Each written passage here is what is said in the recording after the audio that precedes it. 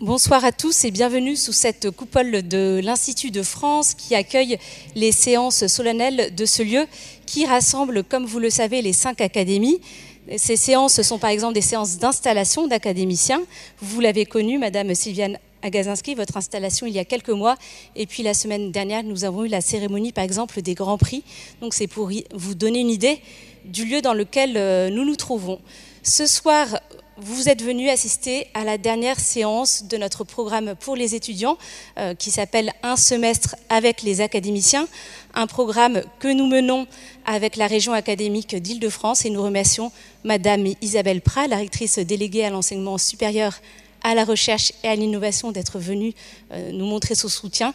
Et puis bien sûr, Monsieur le chancelier de l'Institut de France, Xavier Darcos, qui soutient également ce cycle puisqu'il représente l'Institut de France. Le thème qui avait été retenu pour cette année, c'est celui de l'égalité et Madame Sylviane Agazinski de l'Académie française a accepté de parler des femmes et celle qui a suggéré l'intitulé de cet exposé, l'émergence des femmes dans l'histoire de l'égalité.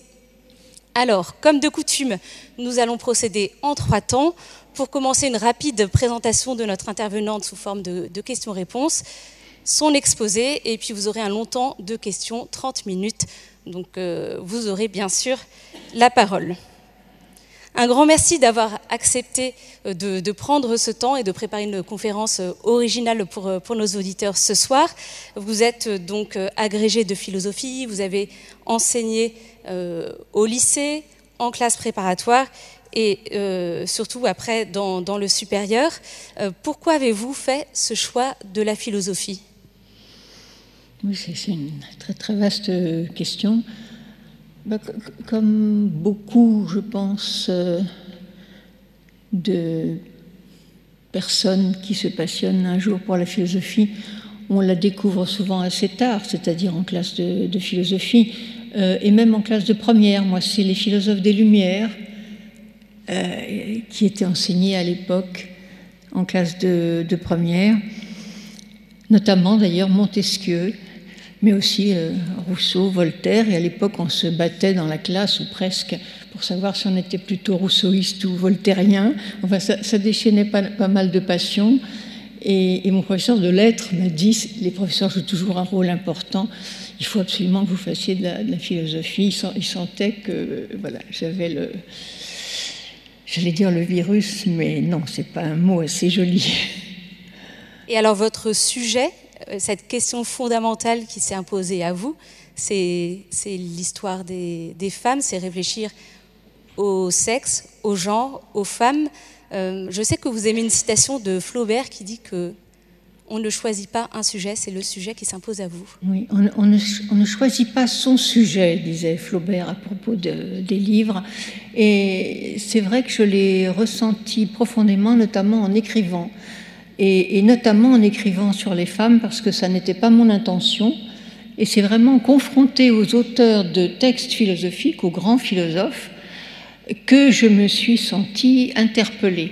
Bien sûr, il y avait aussi je suis pas trop près là.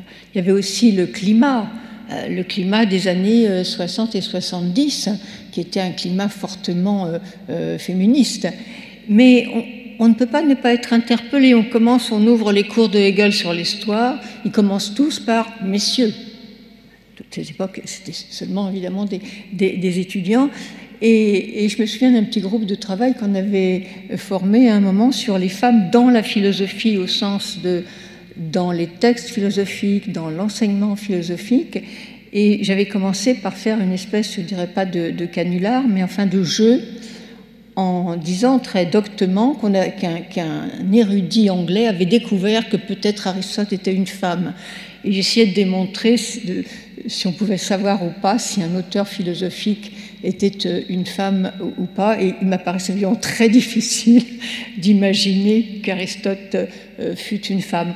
En tout cas, on se sent interpellé par les textes philosophiques, et puis aussi on avait les lectures de Simone de Beauvoir, qui avait déclenché tout de même énormément de réflexions, quitte à les poursuivre et même à transformer certains de ses points de vue.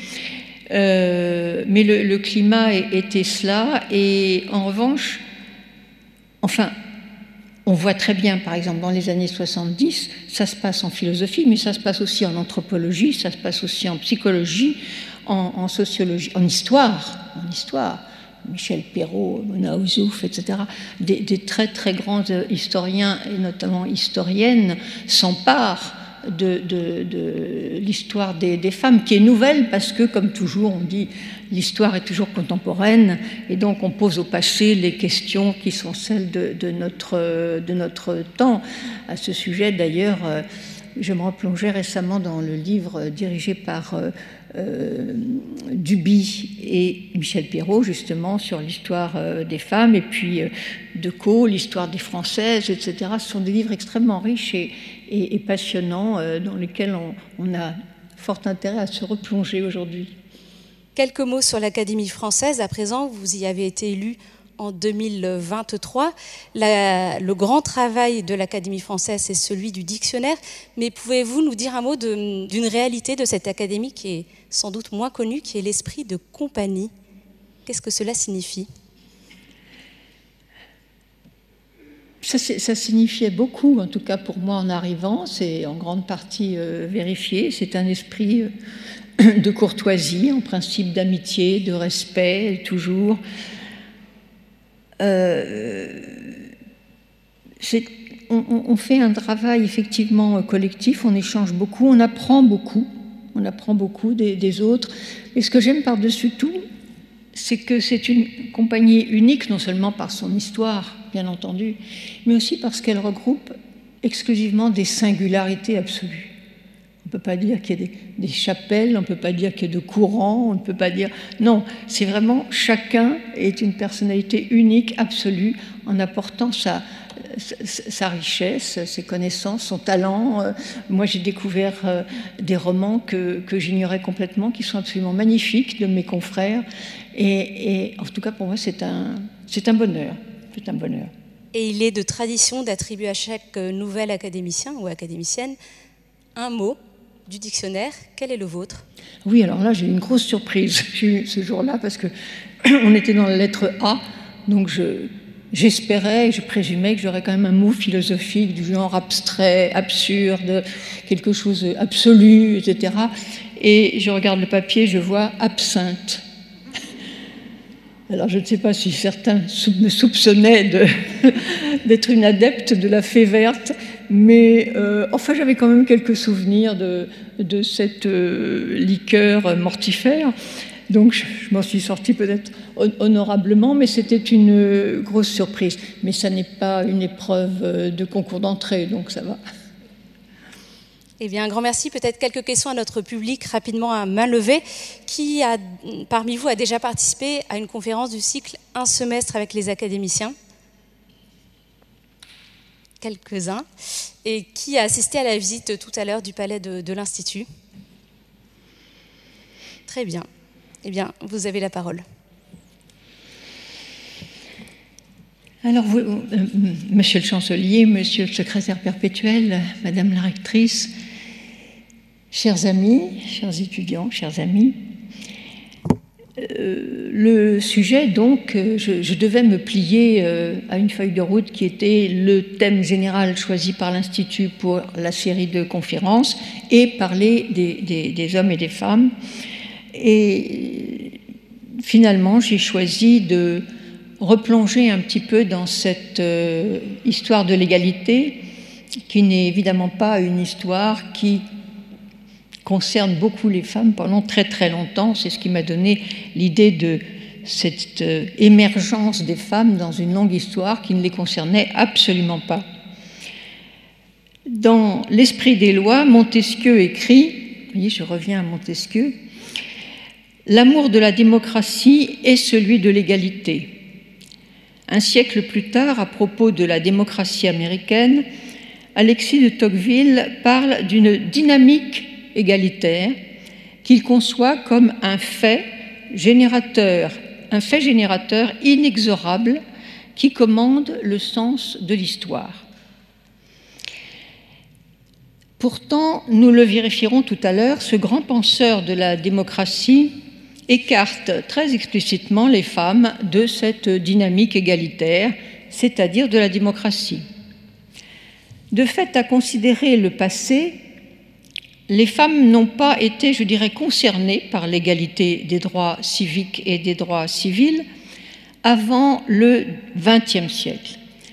Faut-il dire pour autant que jusque-là, elles en étaient, comme on l'entend souvent dire, elles en étaient exclues? D'une certaine façon, oui, mais avec ce terme d'exclusion, nous portons sur le passé des sentiments d'aujourd'hui. Nous imaginons que, comme nous, les anciens devaient admettre que tous les individus étaient par principe égaux en droit, tout en privant scandaleusement les femmes et les esclaves de leurs droits. Ainsi, nous avons tendance à regarder le passé comme une histoire de l'inégalité, en laissant dans l'ombre la façon dont s'était établie et construite, effectivement, l'égalité politique, c'est-à-dire une égalité entre hommes. Construite positivement, je veux dire comme on construit une équipe de rugby ou un club anglais de jadis. L'expression de club à propos des citoyens athéniens, d'ailleurs, a été proposée par Pierre Vidal-Naquet, et c'est une image tout à fait juste. Alors, l'idée d'égalité nous est familière, puisque le mot figure au cœur de la devise républicaine française, liberté, égalité, fraternité. Devise officiellement adoptée avec la proclamation de la Seconde République en 1848.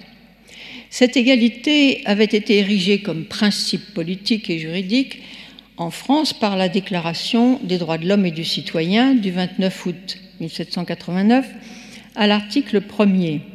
Les hommes naissent et demeurent libres et égaux en droit. Comme le soulignera l'historien François Furet, l'égalité dans laquelle tous les hommes naissent désormais ne renvoie pas du tout à une condition naturelle. Il renvoie à un nouvel ordre social et politique, c'est-à-dire un nouveau régime politique et juridique. Ce régime s'instaure avec l'abolition du droit féodal, dans la droite ligne de la fameuse nuit du 4 août, au cours de laquelle les représentants du clergé et de la noblesse renoncent à leurs privilèges, des privilèges héréditaires pour la noblesse, qui étaient effectivement dus à la naissance. C'est pourquoi, avec le nouveau régime, tous naissent désormais libres et égaux en droit dans le nouveau régime.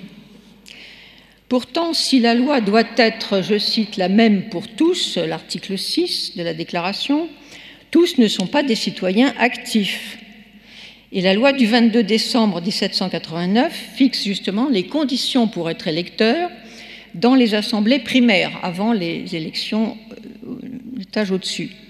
Il fallait être, c'est tout simplement dit, français, majeur de plus de 25 ans accomplis, domicilié dans le canton, payer une contribution directe équivalente à peu près à 3 jours de travail et ne pas être en état de servitude, c'est-à-dire de domesticité. Elle sera d'ailleurs abolie en 1994, une domesticité qui était particulièrement rude. Alors, il va de soi que dans ce texte du 22 décembre, il va de soi que la citoyenneté ne concerne pas les femmes et il n'est absolument pas nécessaire de le dire. On va retrouver plusieurs fois ce cas, cet exemple. Beaucoup de femmes pourtant s'engagent dans la Révolution, dans les mouvements, au nom du principe d'égalité, justement, dont elles s'emparent, et elles parlent, elles s'expriment, elles réclament leurs droits dans des sociétés populaires mixtes ou des sections. À l'époque, Olympe de Gouges publie en 1791 sa Déclaration des droits de la femme et de la citoyenne, avant d'être guillotinée pour avoir critiqué Robespierre sous la Terreur. À Londres, Mary Wollstonecraft publie en 1992 une défense du droit des femmes, en mettant l'accent très justement sur l'éducation des filles.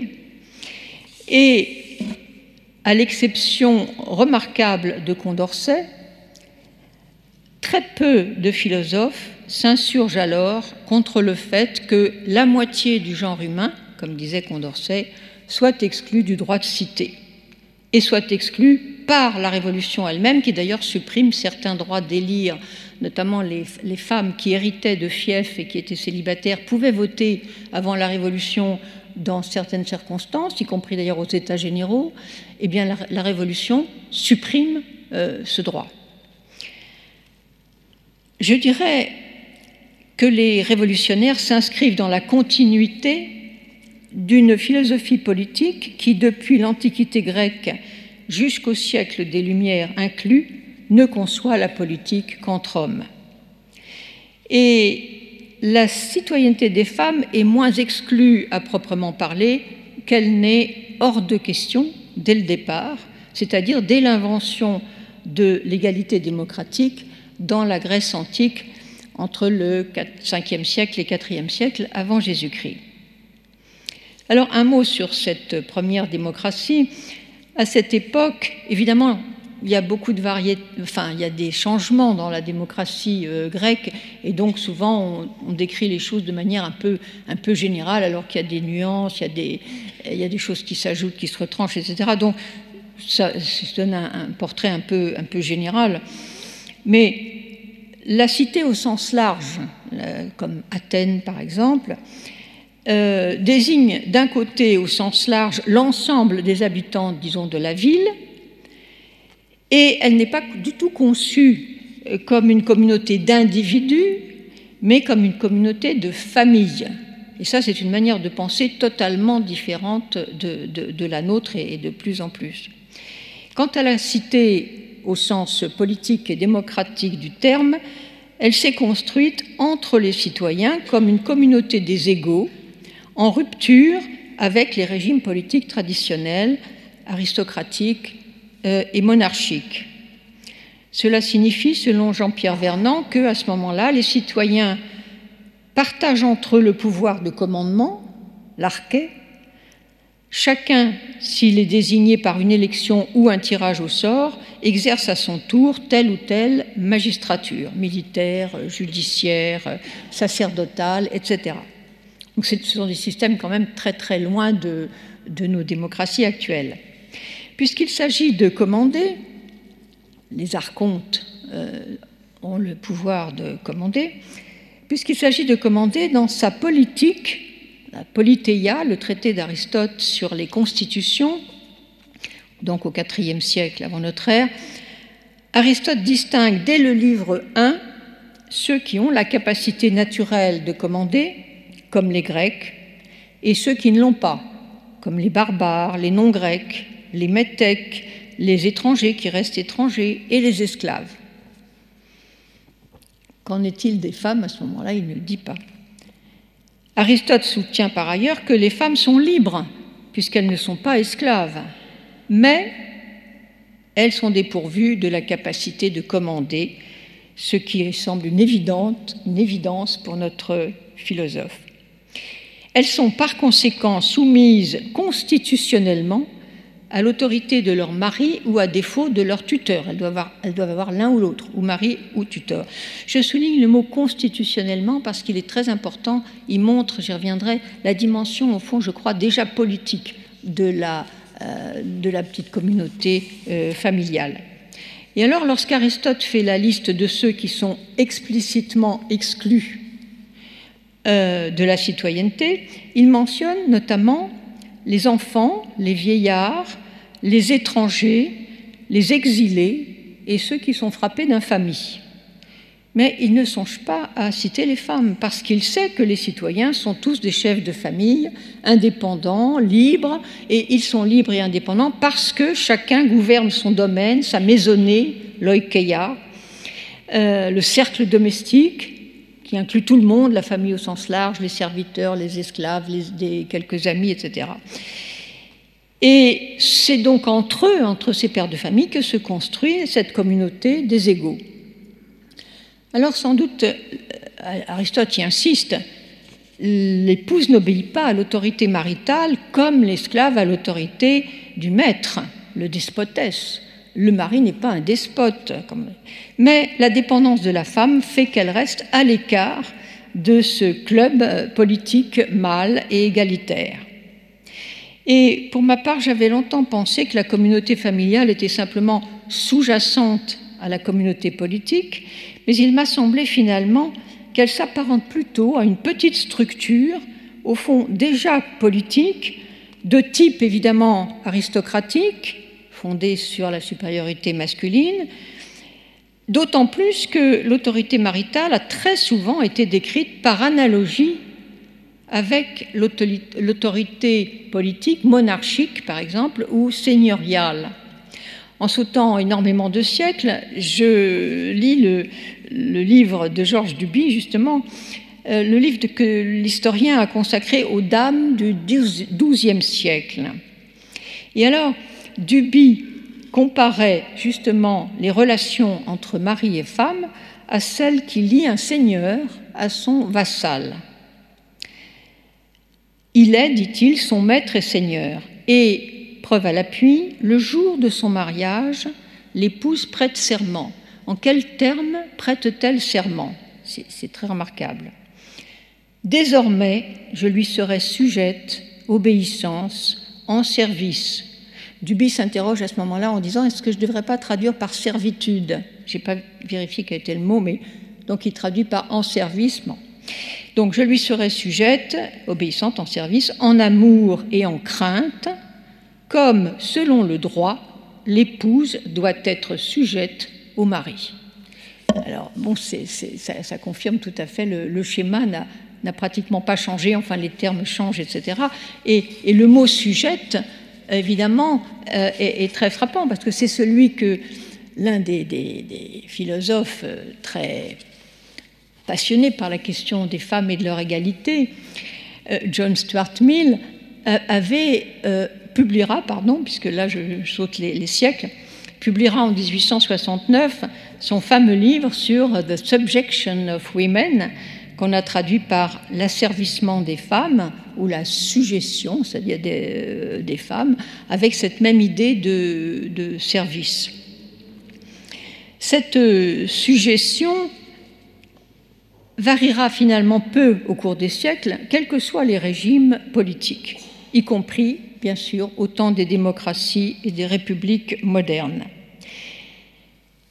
Et lorsque la Révolution française proclame l'abolition des privilèges, il y a au moins un privilège auquel elle ne touche absolument pas, c'est justement celui du père de famille. Et elle n'abolit pas ce privilège, mais sans le dire, parce qu'elle utilise à ce moment-là un vocabulaire aussi neutre que celui qu'on trouve dans les doctrines du droit naturel et qui ne parle jamais que des individus. Et c'est à cause de ce vocabulaire qu'on peut se dire maintenant, ben oui, ça nous parlait de nous tous, mais non, ça ne parlait pas de nous tous, mais ça se prêtait à être interprété ensuite plus largement. Un mot sur ces doctrines du droit naturel pour dire qu'elles forgent un mythe que je n'ai jamais partagé et qui m'a toujours semblé contestable et même dangereux. En tout cas, ces doctrines imaginent un état de nature, je mets des guillemets, dans lequel des individus dispersés auraient vécu, par exemple c'est l'hypothèse de Hobbes comme de Rousseau. Alors pour Hobbes, dans une guerre de tous contre tous, et pour vivre en paix, ils auraient convenu entre eux d'entrer ensemble dans un état civil où tous également, égalité mais face à un souverain absolu, obéiraient au souverain, le fameux Léviathan. Rousseau, de son côté, imagine que chaque individu, c'est le vocabulaire qui revient, a dû renoncer à sa liberté naturelle afin de s'unir aux autres par un contrat social. Tout ça, et vous connaissez très bien tout ça, mais en vertu duquel tous gouvernent également et démocratiquement, conformément à l'intérêt général.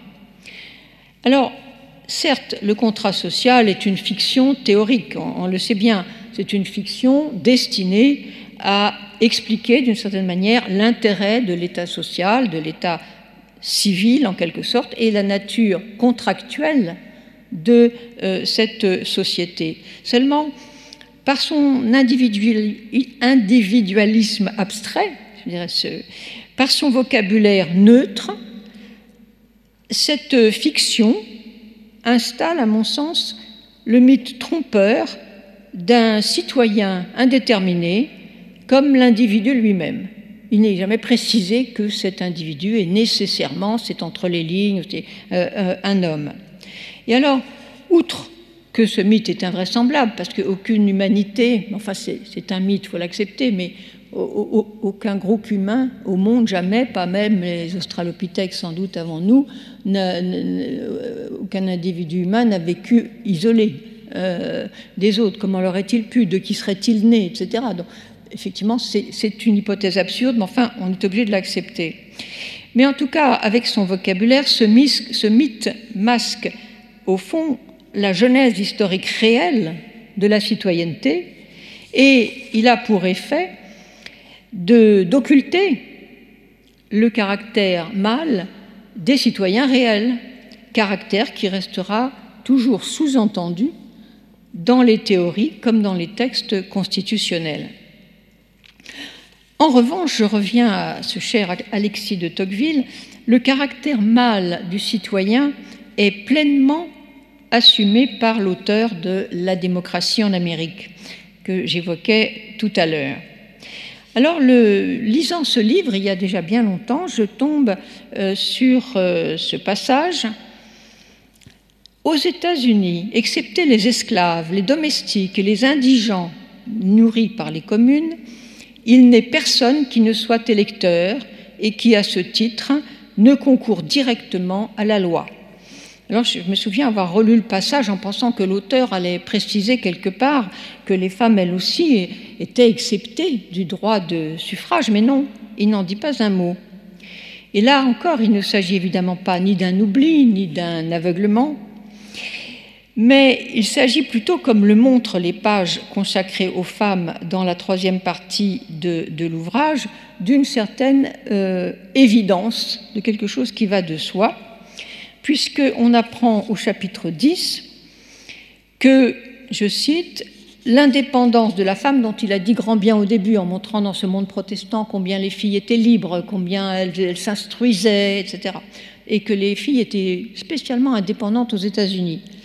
Mais là, on apprend que l'indépendance de la femme vient se perdre sans retour au milieu des liens du mariage. » Au chapitre 12, Tocqueville affirme que le mouvement social, qui rapproche l'inférieur et le supérieur, doit de plus en plus faire de la femme l'égale de l'homme. Mais c'est une égalité purement morale, parce qu'il ajoute immédiatement après que la dissemblance de leur constitution naturelle, physique et morale, justifie le fait que l'homme et la femme n'aient ni les mêmes devoirs, ni les mêmes droits. Il ajoute même avec admiration, ça a changé depuis, on ne voit point d'Américaines diriger les affaires extérieures de la famille, conduire un négoce, ni pénétrer dans la sphère publique. Phrase capitale, les Américains n'ont jamais imaginé que les principes démocratiques dussent renverser la puissance maritale. Là, c'est quand même une phrase merveilleuse que j'ai quand même eu l'occasion parfois d'objecter à des gens qui disent « mais si, c'était pas dit explicitement, mais ça concernait les femmes aussi. » Non, je crois que ça ne concernait pas les femmes, et quelle que soit la pertinence, par ailleurs, de philosophes comme Tocqueville, qui est tout un grand penseur de la démocratie. Mais on ne peut pas dire que, oui, les femmes étaient concernées. Il ajoute, pour finir, « L'homme est le chef naturel de l'association conjugale, et nul ne saurait lui refuser de diriger sa compagne. » Là, je ne peux pas m'empêcher d'imaginer Aristote applaudissant depuis l'au-delà. C'est exactement vraiment ce qu'il fait. Alors, c'est quand même très, très frappant, cette pérennité, au fond, de la réflexion et de la structure. On comprend, mais peut-être pas passer trop de temps là-dessus, mais on se demande quand même pourquoi Tocqueville cite les esclaves et les domestiques parmi les exclus explicites, et puis finalement non, les femmes qui sont totalement en dehors. Et alors, en fait, j'ai cru comprendre pourquoi à la lecture, c'est que les femmes sont formellement et inévitablement exclues parce qu'elles ne peuvent prétendre à une égalité avec les hommes puisqu'elles sont soumises à leur époux, et qu'en revanche, pour autant qu'ils sont des hommes au sens mâle du terme, les domestiques et les indigents, et même les esclaves, pourraient changer de condition. Par exemple, en trouvant un emploi, il insiste beaucoup sur cette possibilité en Amérique de changer de condition, en trouvant un emploi non servile.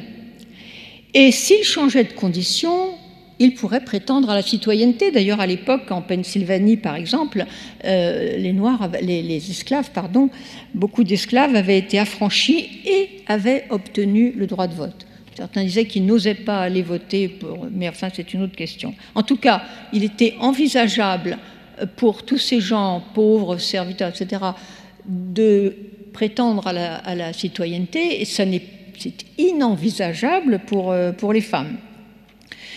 Après la Révolution, la condition des femmes n'a fait qu'empirer, il faut le dire, avec leur mise sous tutelle très explicite dans le Code civil de 1803, dit Code Napoléon, c'était Bonaparte, mais il était alors premier consul, et les républiques successives modifieront peu la chose. En dépit du principe du suffrage dit universel dans la Constitution de 1848, le citoyen reste imperturbablement masculin, sous le Second Empire aussi, comme sous la Troisième République. Au fond, ce que j'appelle parfois le verrou conjugal résiste absolument à tout. En 1867, quand même, la question vient sur le tapis à l'Assemblée, et Jules Simon, qui était alors député, s'emporte littéralement contre le suffrage féminin. Et alors, il déclare, mais pourquoi les femmes auraient-elles besoin de voter personnellement puisqu'elles sont représentées par leur mari? Il ajoute, la famille a un vote et un seul. Le vote féminin la diviserait, la ferait périr. Alors, prudemment, certaines autres voix suggèrent d'accorder le droit de suffrage aux femmes célibataires, aux veuves ou aux divorcés, ce qui montre bien où est le verrou précisément. En 1885, alors là, les choses vont devenir dites plus concrètement, le mouvement des suffragettes se développe un peu partout.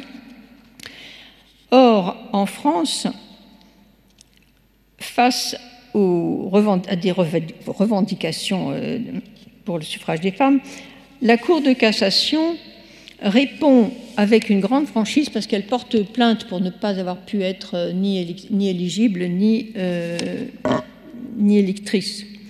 Et donc, la Cour de cassation, en 1885, c'est très tard quand même, leur répond avec une très grande franchise, il faut le dire, que la Constitution, je cite, n'a point étendu à d'autres qu'aux citoyens de sexe masculin, qui jusqu'alors en étaient seuls investis, le droit d'élire les représentants du pays. Donc, la chose là, elle est dite très très explicitement, elle est avouée, elle est précisée, elle est assumée.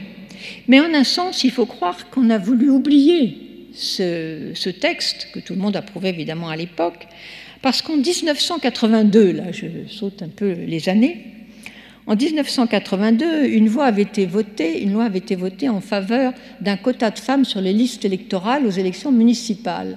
Pourquoi ? Parce que dans les élections municipales comme dans les élections législatives nationales, il y avait toujours très très peu de femmes. Les raisons en sont complexes, on en a donné beaucoup. L'une d'entre elles d'ailleurs étant que les femmes étaient en même temps restées d'une certaine manière dans le cercle de la famille avec beaucoup d'occupations et beaucoup de responsabilités, même quand elles travaillaient. Elles avaient beaucoup de difficultés à entrer, y compris dans les conseils municipaux, etc. Je me souviens que dans les années, justement ces années-là, début 82, j'avais reçu une invitation pour un colloque qui se passait en Norvège et qui était intitulé de la manière suivante, parce qu'ils étaient un peu en avance sur nous en Norvège. Être père et travailler, comment trouver un équilibre? Alors, en France, c'est une question qui aurait fait beaucoup sourire. Elle est plus acceptable aujourd'hui, mais à l'époque, elle ne l'était pas. Bref, il n'y avait pas assez de femmes il n'y avait pas assez. Pourquoi ? Parce que si on voulait qu'elle vote, etc., si elle faisait la moitié de l'humanité, elle faisait la moitié de la nation, la moitié de chaque circonscription, etc. Et il devenait anormal, finalement, qu'elle soit si peu présente. Donc, une loi est votée pour qu'elle figure en bonne place, à 25%, ce n'était pas tellement, sur les listes électorales des municipales. Eh bien, le Conseil constitutionnel refuse et sanctionne la loi au nom du fait que devant la loi, du fait que le principe d'égalité devant la loi, donc je cite, s'oppose à toute division par catégorie des électeurs et des éligibles.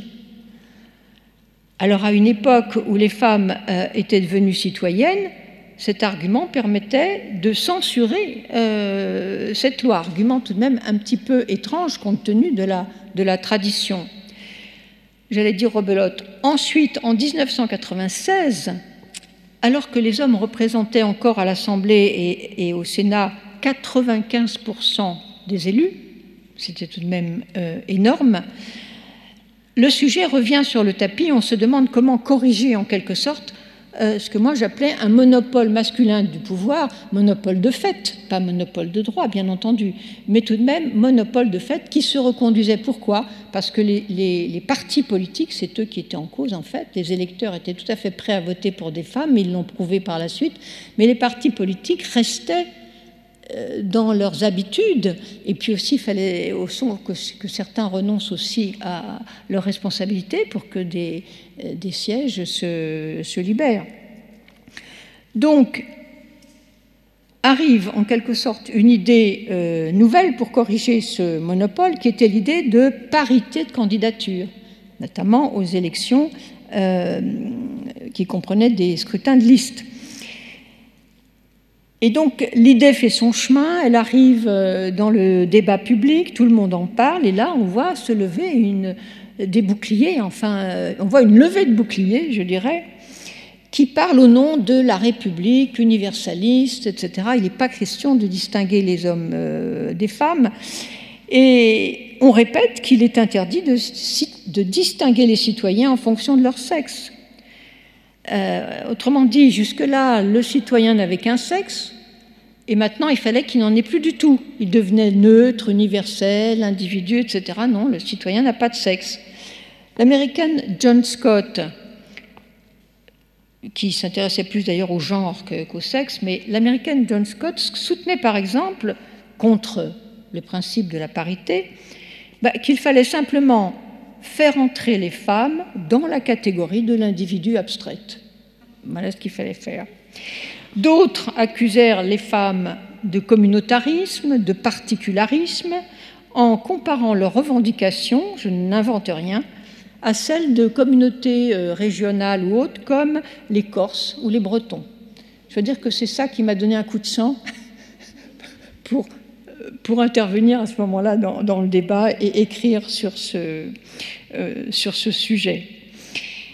Et je dois dire que nous avons été nombreuses et nombreux à rappeler que, comme Condorcet finalement, que les femmes étaient la moitié de l'humanité, et que s'il y avait, comme on nous disait, deux catégories de citoyens, eh bien c'est parce que ces deux catégories étaient tout simplement universelles. Donc moi j'ai toujours refusé l'opposition universaliste, différentialiste, c'est pas le sujet. Si on dit les femmes sont différentes, donc c'est une communauté, mais alors à ce moment-là, elles sont différentes de quoi, de qui ? Des hommes forcément. Donc si on raisonne comme ça en termes de les femmes en face des hommes, à ce moment-là, ce seraient deux particularités qui formeraient un universel. Mais ce n'était pas ça la logique consciente ou inconsciente, c'était que les hommes continuaient à représenter l'universel et les femmes le particulier. Logique classique de ce qu'on avait appelé une logique androcentrée en quelque sorte. Donc le débat sur la parité nous donna l'occasion de poursuivre la déconstruction de la vieille logique androcentrique et paradoxale, selon laquelle, alors on retrouve ça dans la théologie, dans la philosophie, partout, selon laquelle l'homme mâle est le prototype du genre humain, qu'il en incarne le modèle universel, tandis que la femme, on trouve ça aussi chez Aristote, c'est son terme, la femme s'écarte de ce modèle. Il faut bien comprendre que dans tout ce système androcentré de l'universalisme masculin, la femme n'est pas l'autre. Elle est plutôt la différente, parce que c'est elle qui diffère du genre humain masculin, puisque le masculin est le genre humain, et le genre humain est masculin. Donc elle est la différente, elle est humaine absolument, mais sur un mode mineur en fait. C'est ça la logique, c'est pas l'autre, etc. Alors je passe rapidement parce que tout ça est bien connu. Est-ce que je ne suis pas trop en retard? Un petit peu. Je passe rapidement sur la conquête, c'est bien que je me dis que j'ai traité plus au fond des raisons comment dire, du modèle de l'égalité entre hommes plutôt que de cette émergence. Mais elle est finalement beaucoup plus connue, et ce que j'ai voulu souligner, c'est pourquoi elles ont tellement tardé à émerger dans l'espace public et politique, ces femmes. Donc je passe sur la conquête du droit de vote en France très très tard, finalement, par le général de Gaulle. Droit de suffrage accordé le 21 avril 1944, alors qu'il l'a été, on cite toujours la Nouvelle-Zélande, c'est vrai que c'est un cas spécial, 1893, donc là ça fait vraiment très loin, mais tout de même la Suède en 1906, le Royaume-Uni et la Russie en 1918, l'Ukraine en 1919 par exemple, les États-Unis en 1920 et la Turquie en 1930. Donc on n'était pas parmi les premiers de la classe en la matière. La Constitution de 1946 a ajouté très sobrement à son article 3 « La loi garantit à la femme dans tous les domaines des droits égaux à ceux de l'homme ». C'est-à-dire qu'en fait, il y avait un alignement. Il est évident que cet alignement s'est montré insuffisant. Il a fallu ajouter beaucoup de lois dans les années 90, justement, en matière de droit civil, par exemple le divorce par consentement mutuel, le changement de régime matrimonial. Bref, il y a eu plein de réformes faites au cours des années 70 pour abolir en fait les prérogatives du chef de famille qui ont duré très très longtemps. Alors l'histoire n'est pas achevée, l'histoire de l'égalité bien sûr est loin d'être achevée, elle va continuer, mais elle pose de multiples questions dont je voudrais poser une ou deux un peu dans le désordre. Et la première porte sur les limites du principe d'égalité. En effet, aujourd'hui, nous considérons que ce principe est souverain, évidemment à juste titre. Pourtant, est-ce qu'il est toujours équitable et toujours juste pour les femmes que les lois traitent strictement également les hommes et les femmes? Évidemment, l'article 6 dit de la déclaration « La loi est la même pour tous, soit qu'elle protège, soit qu'elle punisse », mais le Conseil constitutionnel, j'allais dire bien inspiré cette fois-ci, dans une décision du 9 avril 1996, a précisé à juste titre, je le cite, « Le principe de l'égalité ne s'oppose ni à ce que le législateur règle de façon différente des situations différentes, ni à ce qu'il déroge à l'égalité, pourvu bien sûr que la différence de traitement qui en résulte soit en rapport avec l'objet de la loi qui l'établit. L'égalité n'est donc pas un principe inconditionnel, mais le principe est relatif, dans certains cas en tout cas, à des similitudes ou non de situations concrètes. Par exemple, dans le domaine de l'éducation, dans le domaine de la retraite, il ne viendrait à l'idée de personne de ne pas tenir compte de l'âge. Voilà un exemple typique, si vous voulez, de traitement différent pour des conditions différentes. D'où la question, y a-t-il des cas et lesquels dans lesquels les lois et règlements peuvent ou même doivent traiter différemment les hommes et les femmes et doivent le faire au nom de l'équité et pas seulement de l'égalité stricte. C'est la différence avec, au fond, toutes les lois qui traitent de l'égalité des chances et qui sont faites pour supprimer les différences de traitement liées au sexe et toute différence de traitement, d'ailleurs toute discrimination à l'égard des femmes, des de l'origine des personnes, de leur religion, de leur orientation sexuelle, de leur éventuel handicap, etc. Là, tout est fait, au fond, dans le cadre de l'égalité des chances, tout est fait pour égaliser les choses, rectifier d'une certaine manière des handicaps, justement, ou des désavantages, ou des conditions particulièrement difficiles. En revanche, la distinction de sexe s'impose, me semble-t-il, lorsque les hommes et les femmes ne sont tout simplement pas interchangeables du tout, par exemple en raison de leur caractère physique respectif, j'allais dire aussi respectable. C'est le cas, par exemple, dans le domaine du sport, puisque la constitution masculine, squelette surtout et musculature, fait que, en moyenne, les hommes réalisent de meilleures performances, jusqu'à preuve du contraire, de meilleures performances physiques que les femmes. Il est donc équitable d'organiser des compétitions sportives non mixtes. Alors il y a quelques sports qui font exception, comme la voile ou l'équitation, parce que les différences physiques sont probablement moins d'importance, de conséquences. Mais le domaine, bien sûr, dans lequel le législateur tient nécessairement compte de la différence sexuelle est celui de la santé. On pense à la loi Neuwirth sur la contraception, celle sur l'IVG, portée par Simone Veil. Mais je dirais que l'enjeu est ici moins peut-être l'égalité que la liberté des femmes, en raison du poids et de la durée de la maternité, comme de l'épreuve de l'accouchement, qui constituent des événements tout simplement exclusivement féminins. Donc là, ce n'est pas des privilèges, c'est quelque chose qui n'existe que pour les femmes. Plus largement, et la question n'est pas inintéressante, me semble-t-il, le domaine dans lequel le législateur tient nécessairement compte de la différence des sexes doit aussi être, et là je suis les travaux de Claudine Junien en France, dans la mesure,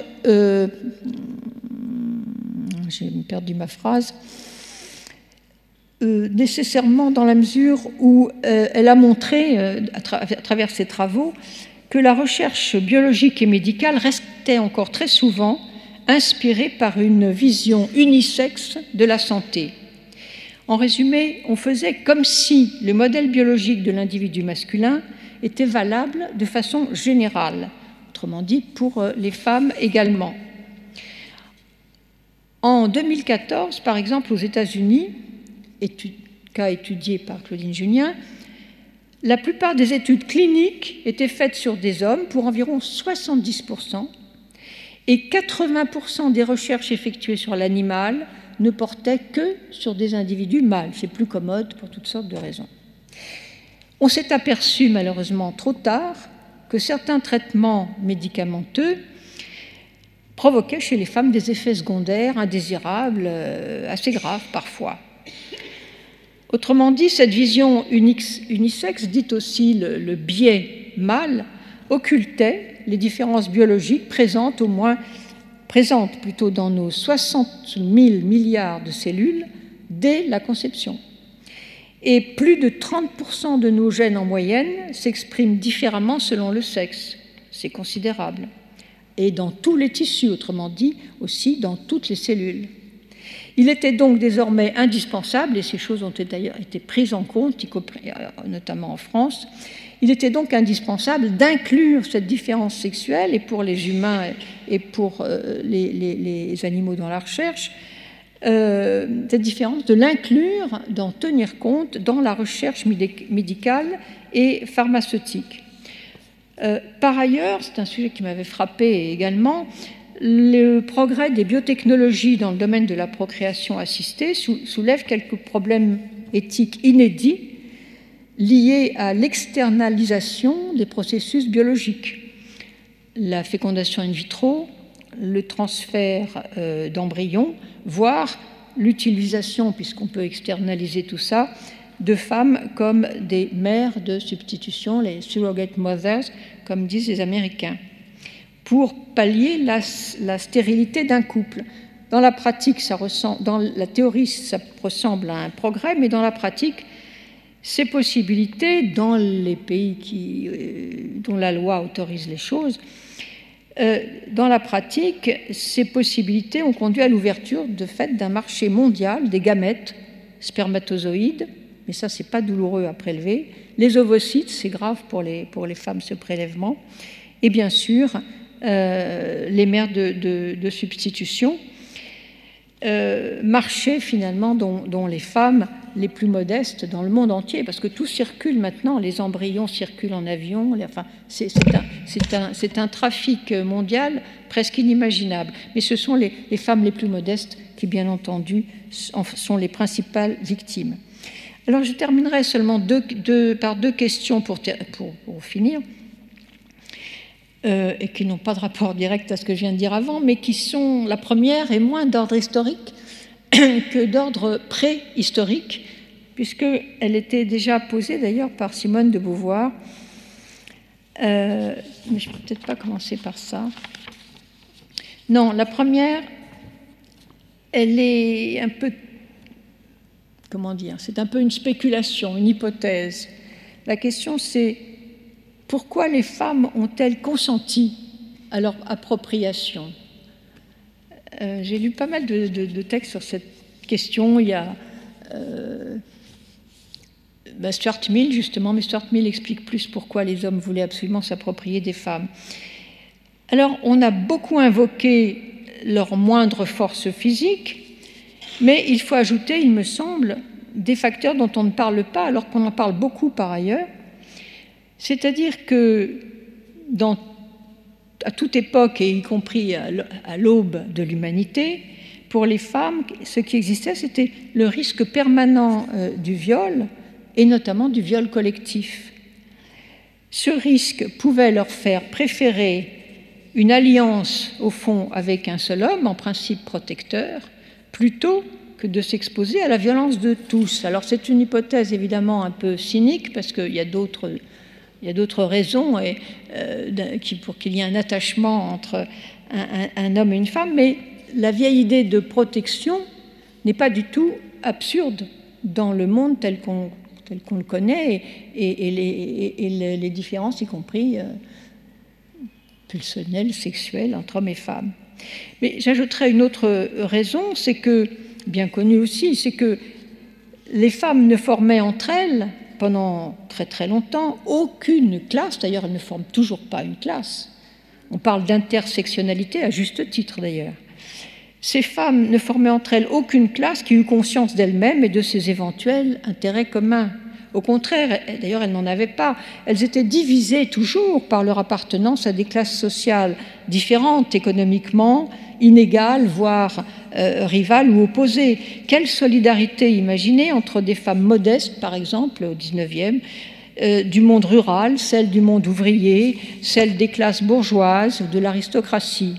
Chacune d'elles, en fait, était solidaire inévitablement solidaire de son milieu social, familial, qui pouvait d'ailleurs l'élever au-dessus des autres femmes ou au contraire l'abaisser. Et en plus, privée d'instruction, elle s'appropriait forcément le mode de pensée hégémonique qui valorisait la situation telle qu'elle était, l'autorité et la docilité des filles et des femmes. Deuxième question que je retrouve sous une certaine forme chez Simone de Beauvoir: comment concrètement la sujétion des femmes a-t-elle pu s'imposer à l'origine, dès l'origine? Elle la pose ainsi: comment jadis s'est établie la hiérarchie des sexes, qui n'est pas tout à fait la même chose d'ailleurs, en tout cas la hiérarchie concrète des sexes. Je la cite: si robuste, d'abord, elle rappelle que hier comme aujourd'hui, les hommes avaient probablement le privilège de la force physique. Ça prouve d'ailleurs qu'elle reconnaît bien des choses, Simone de Beauvoir, contrairement à ce qu'on lui fait dire parfois. Donc les hommes, hier comme aujourd'hui, avaient le privilège de la force. Elle ajoute: si robustes que fussent alors les femmes, dans la lutte contre le monde hostile, les servitudes de la reproduction représentaient pour elles un terrible handicap. Le malheur de la femme, c'est d'avoir subi, elle poursuit, c'est d'avoir subi passivement son destin biologique qui la vouait à répéter la vie, je cite, une vie qui n'a pas en elle-même sa raison d'être. Là, j'ai mis des points d'exclamation. Mais l'humanité, pour Simone de Beauvoir, n'avait qu'une seule ambition, c'est de dépasser et de transcender sa condition animale en se réalisant comme chasseur, guerrier, créateur, etc. L'homme, croit-elle, ne s'intéresse nullement à la propagation de son espèce, ni à sa progéniture. Et elle écrit cette phrase qui est bien frappée, mais quand même redoutable. « Ce n'est pas en donnant la vie, c'est en risquant sa vie que l'homme s'élève au-dessus de l'animal. C'est pourquoi, dans l'humanité, la supériorité est accordée non au sexe qui engendre, mais à celui qui tue. » C'est quand même une phrase très très dure, très très forte et très étonnante aussi de la part d'une femme. Alors, Simone de Beauvoir avait beaucoup de mépris pour la maternité, ce qu'elle appelait la fécondité absurde de la femme, mais ce mépris fait en partie, ce mépris de la fécondité qui va exactement avec le mépris de la vie avec un grand V, comme elle met, mais pour la rejeter, elle se rattache fondamentalement au fait qu'elle a fait sienne la philosophie de Sartre, inspirée directement de celle de Heidegger. Or, la pensée de l'un et l'autre, et notamment celle de Heidegger, oppose absolument et radicalement l'existence humaine avec toutes ses structures, être pour autrui, être au monde, être pour la mort, etc., oppose radicalement l'existence, donc ce qu'il appelle le Dasein, l'existence, à la vie comme vie naturelle, Leben. Non seulement exister n'est pas vivre, Heidegger répète ça sans arrêt, mais la vie n'est rien d'autre que l'animalité. Elle est équivalente à l'animalité. Donc on a affaire à une opposition radicale dont le vocabulaire est complètement différent de celui des anciens philosophes, mais qui finalement se rapproche beaucoup d'une certaine structure de la pensée platonicienne, bien plus que celle d'Aristote pour le coup, parce qu'Aristote pense absolument la vie et dit que nous sommes des vivants, il n'arrête pas de le dire, des vivants politiques, des vivants doués de logos, des vivants qui parlent, des vivants qui vivent en cité, non pas en troupeau, etc. Donc là, on a une pensée quand même du vivant, alors que chez Simone de Beauvoir, comme chez Sartre et Heidegger, vivre, c'est vivre comme un animal, ça n'a pas de valeur intrinsèque.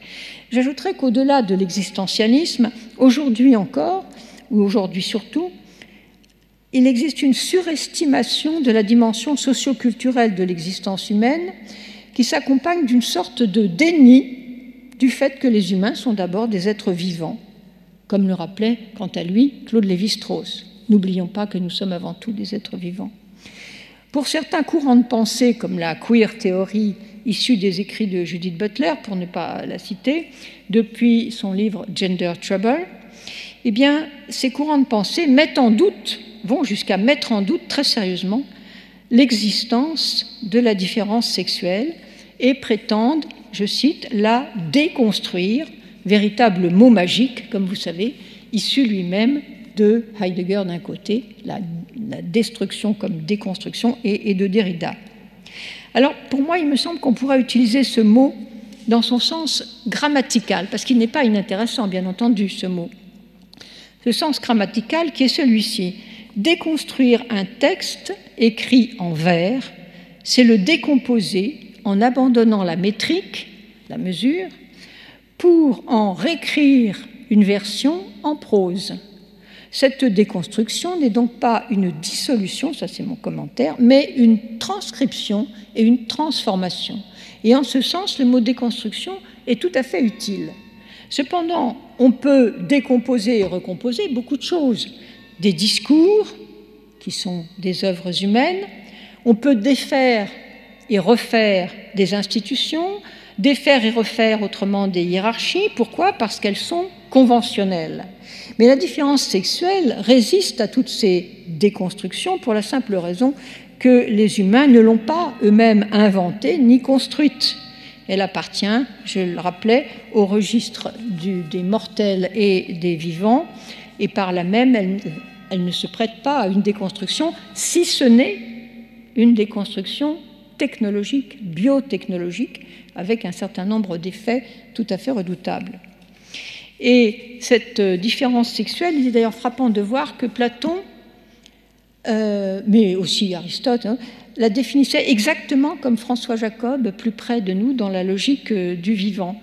Les uns disaient la différence sexuelle est relative à la génération, c'était très très simple pour Platon. Aristote disait la femme engendre en elle-même, l'homme engendre en dehors de lui-même. Et donc, pour tout le monde, unanimement, et c'est pour le sens commun comme pour le discours scientifique, pour tout le monde, la différence sexuelle et donc la distinction de sexe qui est relative à cette différence, elle relève de ce que Jacob appelle la logique du vivant. C'est une logique, c'est une structure qui traverse le vivant. Ce qui veut dire aussi d'ailleurs que cette différence, on a trop tendance, non seulement quand on surestime la construction sociologique, même si elle est évidemment très importante, c'est que cette différence n'est pas du tout centrée sur l'homme. Ce n'est pas une différence strictement anthropologique. Il n'y a pas que les hommes qui soient sexués. Si bien que si pour nous, les deux sexes, comme on dit, les hommes et les femmes, se présentent toujours déjà socialement déterminés, bien entendu. On n'a jamais affaire à des premiers hommes qui vivraient dans un état complètement pré-social. Donc pour nous, il est évident que quand on dit les hommes et les femmes, c'est toujours surdéterminé, à la fois naturel, sociologique, symbolique, c'est plein de significations. Il reste que la différence elle-même n'est pas fondée par la sociologie. Elle est vraiment sous-jacente en tant que nous sommes vivants. Et j'ajouterais que le mot sexe n'a même pas de sens si on le considère, comme on le fait souvent, au singulier. Isolément, le sexe, ça ne veut absolument rien dire. Si on trouvait, par exemple, un individu d'une espèce inconnue et qu'on n'en ait qu'un, on serait totalement incapable de dire s'il a un sexe, c'est lequel, comment il se reproduit, etc. Il faut la structure, il faut les deux, il faut l'événement de la fécondité, comme disait aussi Françoise Héritier, c'est la fécondité qui nous fait concevoir la différence des sexes, et ensuite on la surdétermine parce que les sociétés la réinterprètent, lui donnent d'autres significations, etc. Donc, le mot sexe ne se comprend qu'à l'intérieur d'une structure duale ou duelle, et d'abord biologique et non hiérarchique en elle-même. Elle est hiérarchisée, elle n'est pas en elle-même hiérarchique, mais cette dualité, au fond, elle donne ou elle génère une multitude d'effets et d'interprétations dans le monde humain, c'est-à-dire dans le monde des vivants qui parlent. Penser l'égalité, donc, et l'équité, son passé et son avenir, suppose ainsi de réfléchir sur les articulations possibles du vivant et du social, du juridique et du politique, ou plutôt possible du vivant au social, au juridique, au politique. Et cela implique, ça me paraît très important, de surmonter les dangereux clivages entre les différentes sciences, y compris donc les sciences de la vie, de la terre, comme on dit maintenant, les sciences humaines, les sciences morales et politiques. Il faut penser tout ça ensemble. Et après tout, l'Institut est un très très bon lieu pour faire une réflexion où se recoupent ces différentes études, ces différentes approches. Je vous remercie.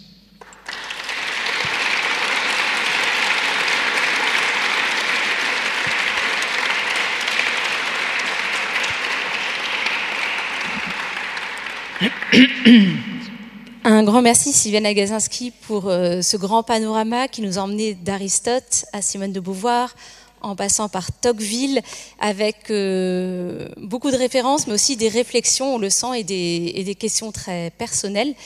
Et bien maintenant c'est le temps de vos questions, donc n'hésitez pas à lever la main, puis on va passer le micro parmi vous. Merci. Quant à la parité, bonsoir. Quant à la parité, ne pensez-vous pas que depuis justement que les femmes ont accès à la culture, y a une évolution progressive et bénéfique quant à forcément leur éducation. Et du coup, aujourd'hui, il y a plus de femmes à l'Académie française, il y a plus de femmes médecins, il y a plus de femmes, etc., etc. On tend quand même vers une évolution majeure depuis un siècle, hein, quand même. Et l'éducation est quand même la base de ça. Il y a 3 siècles, les femmes n'avaient pas accès à l'éducation. C'est majeur quand même. Oui, oui, mais ça je suis alors, tout à sans fait... parler de... Oui, oui, oui. C'est tout à fait vrai.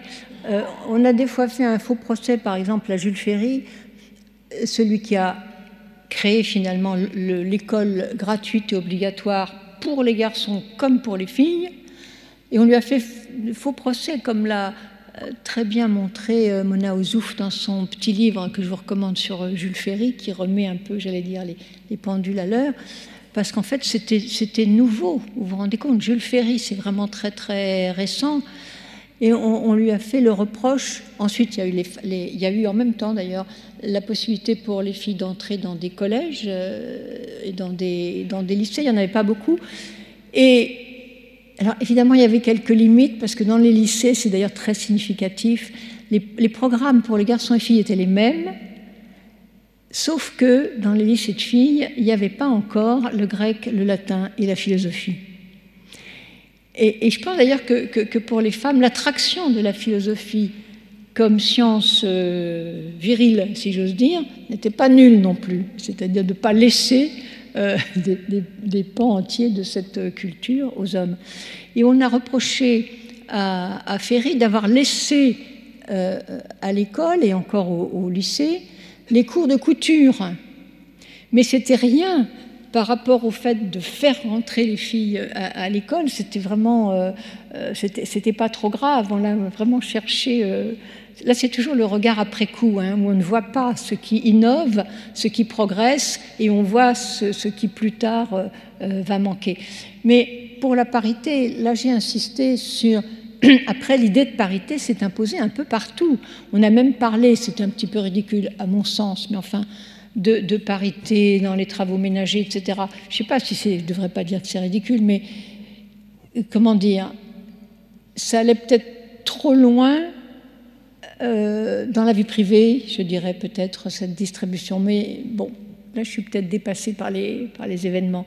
Mais la parité s'est étendue partout. On a dit, mais oui, il faut qu'il y ait des femmes un peu partout, puisque, en fait, elles sont capables. Il suffit d'aller les chercher. Je me souviens de journalistes qui nous disaient, mais on a plein d'expertes, par exemple scientifiques, dans certains domaines. Elles ne sont pas sur nos listes pour venir participer à des émissions de débat. C'est-à-dire que ce qu'on a dit à l'époque de la parité, c'est qu'il faut des mesures volontaristes, parce qu'il y a le rouleau compresseur aussi, si j'ose dire, de l'habitude. L'habitus, ça c'est vraiment ça, la société, on fait toujours la même chose et on reste dans une espèce de coutume, d'où ce monopole qui restait. Mais c'est évident que l'ouverture à l'éducation, l'instruction est cruciale pour que la société bouge. Et je me pose aussi la question en lisant certains livres. Il y a des femmes aujourd'hui qui écrivent « oui, mais quand même, la sphère privée et c'est vrai que c'est très, très important. Est-ce que les hommes sont investis dans la sphère privée autant que les femmes? Ce n'est pas le cas aujourd'hui, mais ça a tellement changé que... Voilà, tout ça bouge et ça n'interdit pas de prendre des mesures volontaristes dans la mesure où elles sont justes, où elles sont équitables. Il ne s'agit pas de mettre absolument des femmes à tout prix et partout. Y a-t-il une autre question ou remarque? Oui. Bonsoir. Oui. Bonsoir. Merci pour votre exposé. Je me demandais que penser de l'usage en français du masculin comme neutre, parce que comme vous le disiez dans votre exposé, on ne parlait même pas. Enfin, les individus étaient sous-entendus masculins. La question ne se posait même pas. Est-ce que maintenant on peut considérer vraiment ce masculin comme neutre, ou il faut toujours essayer de dire, maître au féminin, académicien, académicienne ou quelque chose comme ça, ou est-ce qu'on peut essayer maintenant d'envisager ce masculin comme neutre? Vaste question qui a beaucoup occupé l'Académie, comme vous savez, puisqu'elle touche à la fois à la féminisation des titres, des fonctions. Il y a eu des lois aussi faites là-dessus, et qui concernent aussi la nécessité de citer à chaque fois, lorsqu'il y a des hommes et des femmes, de dire toujours, de mettre toujours au féminin étudiants et étudiantes, etc. Alors moi, j'ai une position un peu nuancée. Au départ, comme Benoît de Groult, qui a vraiment posé la question fondamentalement et plutôt bien, c'est vrai que la féminisation des noms de métiers m'a paru importante. Pourquoi ? Parce que précédemment, ces noms de métiers, d'abord, les femmes soit ne les exerçaient pas, donc elles étaient exercées que par des hommes, la question ne se posait pas, mais surtout, le féminin était utilisé de manière, on dit, je pense, matrimoniale, conjugale ou matrimoniale, c'est-à-dire qu'un nom de métier était attribué à la femme du monsieur qui faisait ce métier. L'ambassadrice était la femme de l'ambassadeur, la pharmacienne, la femme du pharmacien, et même la mairesse, la femme du maire, la chancelière, il y en a de célèbres, la chancelière Séguier, par exemple, qui a fait beaucoup pour certains académiciens, la générale, paradoxal tout de même d'appeler une femme la générale parce que son mari est général. Et donc, c'était très particulier. J'ai même trouvé, je crois que c'est Jules Vallès. Alors là, c'était très particulier. La féminisation, ce que je veux dire, c'est ne fait pas tout. Chez Jules Vallès, dans un chapitre d'un de ses livres, on trouve par exemple des étudiants, un personnage qui rentre dans un café et qui dit il y avait là les étudiants avec leurs étudiantes. Avec leurs étudiantes, ça veut dire quoi ? En fait, les étudiantes à ce moment-là, c'est les maîtresses des étudiants. Donc le féminin ne fait pas tout.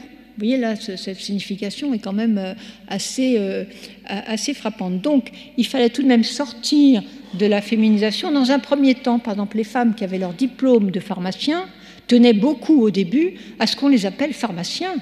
C'était pas par anti-féminisme, c'est parce qu'elles ne voulaient pas qu'on les prenne pour la femme du pharmacien. Donc là, il y avait une logique. Et ça s'est un peu installé. Aujourd'hui, quand on dit la pharmacienne, on sait que c'est une dame qui a son diplôme de pharmacien. En revanche, vous voyez, je dis l'expression son diplôme de pharmacien. Je ne vais pas dire son diplôme de pharmacienne. Ça ne collerait pas parce que ce n'est pas un diplôme de pharmacienne, c'est un diplôme en général de pharmacien. Donc, alors moi je résume ça pour ne pas être trop longue par la question de l'usage. Quand est-ce que l'usage nécessite, quand est-ce qu'on a besoin de préciser et pourquoi ? Parce qu'on désigne la personne elle-même, on va dire la députée si c'est une dame et on va dire un siège de député en général, si on parle en général. Donc je crois aussi, pour rester dans les nuances, que le masculin neutre continue d'être utile puisqu'on n'a pas de neutre en français. Je prends un exemple, je ne vais pas prendre l'exemple dont Stendhal disait que c'était une des belles phrases, la plus belle phrase de la langue française. Tout condamné à mort à la tête tranchée, on n'allait pas mettre tout condamné ou condamné et même s'il y avait des femmes condamnées, mais c'est un très mauvais exemple. Mais quand on dit le voyageur, le lecteur par exemple, moi j'ai été confrontée à ça, on dit quelque chose d'un peu ambigu et on dit le lecteur comprendra ou rectifiera, etc. Est-ce qu'il faut mettre le lecteur et la lectrice ? Oui, vous dites que... Et oui, certains pensent ça. À la lectrice avant. Oui, alors là, quand on... Oui, mais... il y a une espèce de retour... on veut courber le bâton dans l'autre sens. Je pense que ce ne serait pas beau de mettre chaque fois le lecteur et la lectrice. En tout cas, moi, je ne peux pas m'y résoudre, mais c'est peut-être parce que je suis de la vieille école. Mais si vous dites, par exemple, les voyageurs sont invités à se présenter sur le quai numéro 3, vous allez dire les voyageurs et les voyageuses, le pluriel, les habitants d'une ville. On va dire les habitants et les habitantes. Qu'est-ce que ça apporte ? Est-ce qu'on ne comprend pas ? Est-ce qu'on ne comprend pas que ce pluriel... Pardon ? Si vous dites les habitantes et les habitants, on imagine, fermez les yeux, on les voit les habitantes, sinon on ne les voit jamais. En réalité, si on masculinise tout le temps, les femmes n'existent jamais. Mais alors, c'est pas pour être dans une demi-mesure, mais je pense que là aussi le contexte du discours, c'est-à-dire qu'est-ce qu'on est en train de dire, de quoi on parle, est-ce que le contenu dont on parle, est-ce que la chose qu'on dit appelle cette prise en compte? On peut peut-être ajouter parfois et les enfants, parce que ce sera important de les signaler. Donc pour moi, il y a beaucoup là-dedans, et c'est les subtilités de la langue, question d'opportunité, de circonstances, sans évidemment rien s'interdire, effectivement. C'est des questions assez passionnantes, en fait. Participer de cet événement. Je viens d'un petit village à l'intérieur du Brésil, où... À l'intérieur d'une ville au Brésil. J'ai vécu en France et grâce à la France, j'ai appris et j'ai côtoyé et j'ai lu beaucoup des écrivains comme Madame de Beauvoir, tous ces... Et du coup, je souhaite savoir de votre part, qu'est-ce que vous me conseillez, par exemple, aujourd'hui, tel comme je suis, et je pense aussi faire partie de la vieille école. Qu'est-ce que vous me conseillez pouvoir commencer à démarrer en légèreté, en confiance, pouvoir aider d'autres femmes dans mon pays à développer la même chose en étant en France, pouvoir faire émanciper, parce que je trouve que c'est toujours pas le cas. Oui, mais là, vous me posez une colle, parce que c'est extrêmement difficile.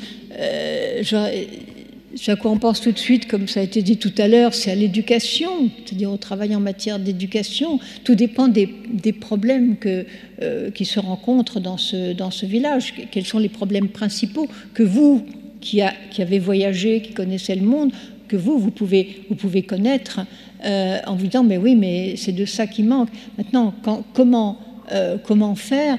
Peut-être comme on fait dans un certain nombre de pays aussi, beaucoup d'unions avec d'autres femmes, parce que c'est plus facile de commencer, parce que surtout s'il s'agit de problèmes, si vous me parlez de questions d'inégalité ou de difficultés de vivre spéciales aux femmes, je pense que effectivement on n'a rien trouvé de mieux pour l'instant que les femmes s'unissent et surmontent parfois y compris leurs différences de classe, pour voir l'intérêt de toutes et l'intérêt des enfants qui viennent, des jeunes filles, des jeunes enfants qui feront le monde de demain et qui feront le village de demain, etc. Faut voir les choses avec l'avenir, mais je pense que c'est quand même l'action. La théorie, la philosophie, la pensée, la réflexion, elle est quand même importante, parce que la prise de conscience, c'est de dire on ne va pas rester dans cet état-là, on peut vivre mieux, comme les filles peuvent vivre mieux, peuvent être plus libres. La prise de conscience des filles, de leur dignité, de leur liberté, par exemple, mais je ne sais pas à quoi vous pensiez précisément, ce sont des tâches exaltantes mais difficiles. Bonjour Dalida. Bonjour. On vit une période trouble où la peur peut modifier pas mal de choses, même ce qu'on croit comme étant acquise. Et il me semble que l'égalité, ou plutôt l'équité des femmes est très fragile.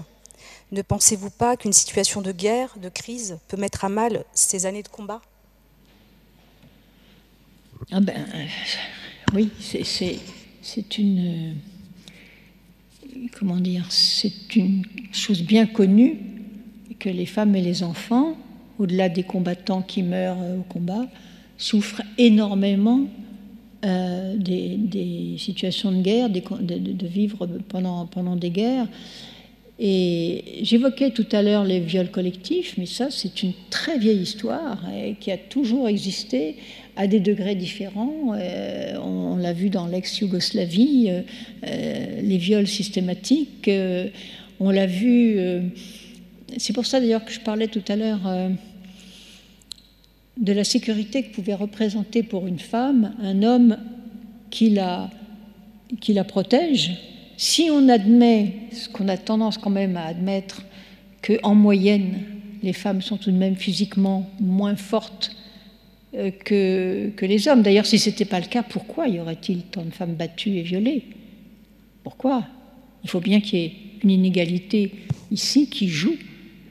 À la fois, il faut qu'il y ait des intentions effectivement violentes ou perverses, mais il faut quand même que les femmes aient un peu moins de défense, sinon elles ne seraient pas. Et, pardon, je fais une parenthèse, mais c'est parce que c'est lié à la guerre. Je vous conseille de lire, si vous ne l'avez pas fait, ce livre qui s'appelle « Une femme à Berlin ». Je ne sais pas si certains d'entre vous l'ont lu. J'ai oublié le nom de l'auteur, d'autant qu'elle a publié pendant très longtemps de manière anonyme. Puis après, elle a donné son nom. Et elle raconte la chose suivante, ça ne répond pas complètement à votre question, mais c'est relié à la question du viol. Elle vivait à Berlin, elle était allemande, et elle vit à Berlin au moment où l'armée russe entre dans Berlin. Et à ce moment-là, les Russes, de cette époque en tout cas, violent tout ce qui passe. Viol collectif, femmes, jeunes filles, très jeunes filles, à plusieurs, etc., etc. Une horreur. C'est tellement horrible que des petites jeunes filles se suicident, qu'elles se terrent dans des caves ou dans des greniers, etc. Et l'auteur du livre, qui est alors une journaliste avec donc une certaine maturité, mais quand même elle est jeune, elle a je ne sais plus combien, 25 ans ou quelque chose comme ça, son fiancé est parti loin, et elle se trouve en but à ça. Elle commence par se faire violer la première fois par 3 hommes dans son couloir. Et elle rencontre un officier russe qui la dégoûte, bien entendu, enfin, je dis bien entendu, c'est le cas, qui veut d'elle, etc., et qui va apporter des vivres à tout l'immeuble alors qu'il crève de faim, et qui va la protéger. Et la mort dans l'âme, elle accepte. Elle a honte après, elle a honte pendant, etc., mais elle accepte parce qu'elle est purement rationnelle, qu'elle veut survivre, et qu'elle préfère ça plutôt que d'être exposée. Et là, c'est très frappant, parce qu'on a une histoire très concrète, et on se dit, mais oui, on comprend, et si on avait été assez forte et intelligente pour avoir la même réaction, on peut échapper soit à la mort, soit, encore une fois, au viol collectif. Il n'y a rien de pire. Et donc, c'est un problème de la guerre, et un problème qui, parfois, dépasse la guerre. Et pendant la guerre dans l'ex-Yougoslavie, il y a eu ces viols pour imposer une progéniture autre que la leur aux femmes. C'est-à-dire qu'il y avait là-dedans aussi une dimension raciale d'imposer une descendance à l'ennemi. Et l'ennemi traite toujours les femmes, souvent d'ailleurs dans les anciennes sociétés, et dans les sociétés pour lesquelles, comme la féministe arabe qui s'appelle Sophie Bessis disait à propos, et notamment des tendances de remontée d'un islamisme radical, elle disait, mais c'était vrai aussi des temps passés, c'était vrai des Romains, etc. Le problème, c'est que l'honneur des hommes est dans le corps des femmes. L'honneur des hommes est dans le corps des femmes. C'est pour ça que parfois ils peuvent se battre pour une femme, même si elle les intéresse à moitié. Et c'est pour ça aussi que ça provoque des conflits, et qu'en cas de guerre ou que lutte de groupe, que lutte de clan, etc., eh bien, la femme est la première victime, parce que lui infliger soit la mort, soit le viol, etc., c'est toucher son ennemi. Et au fond, on a beaucoup de preuves du fait que le rapport des hommes aux femmes n'est pas du tout simplement un rapport des hommes aux femmes, et que la femme est une sorte d'enjeu entre eux. Ça joue dans beaucoup de situations, de cultures. Je pense que nous sommes quand même dans une société qui a changé à cet égard. Mais il y a quelque chose comme ça qu'il ne faut jamais oublier, c'est qu'elle n'est pas vue uniquement pour elle-même ou pour l'intérêt qu'elle a pour quelqu'un, mais parce que c'est par rapport à un rival que ça joue. Enfin là, je rentre sur des questions psychologiques collectives un peu complexes. Mais alors c'est vrai que dans le monde alors d'aujourd'hui, les femmes sont grandement en danger, mais elles sont en danger aussi. Je viens de citer la question des mouvements islamistes les plus radicaux. Alors, ce n'est pas le même genre de danger du tout. Encore qu'il y a des crimes d'honneur. Une femme violée, c'est elle d'une certaine manière qui est coupable, et quelquefois on la tue, comme au Pakistan par exemple, parce qu'elle a été violée. Donc c'est elle qui déshonore la famille en étant violée. Il y a des logiques qui nous échappent quand même.